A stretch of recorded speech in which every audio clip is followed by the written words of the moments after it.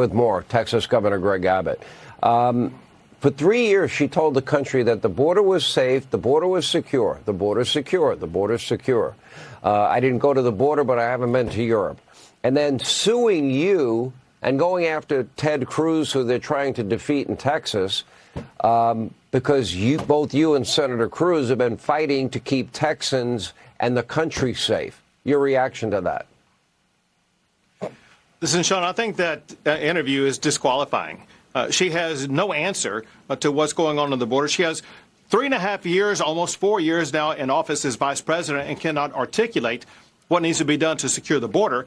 But on top of that, she was flat out lying to the American public because she talked about from day one they had solutions. To be clear, from day one, what they did was to gut all of the policies that President Trump put into place that secured the border far more secure than it's been in about 40 years. And ever since then, what Harris has done is refuse to do anything to implement any type of border security. She's had more than 3 years.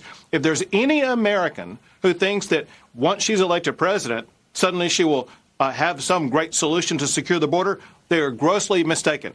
On top of that, Sean, she didn't say anything about the thousands of criminals who've been released across our country under their watch, knowingly allowing them in, making America far more dangerous. The last thing I will say is this. She falsely took credit for the decrease in border crossings. Know this, and the action that they supposedly took was this June. Border crossings began going down last year, and it's because of the border security measures that Texas put into place. From Brownsville to El Paso, illegal border crossings have now gone down in Texas by 85%.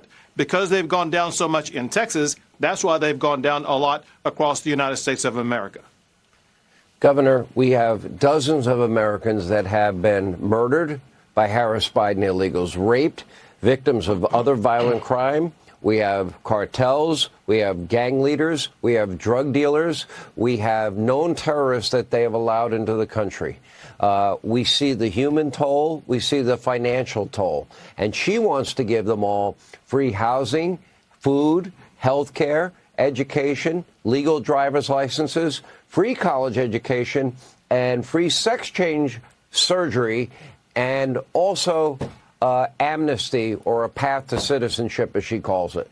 That, to me, would be rewarding law-breaking and people that don't respect our laws, borders, and sovereignty.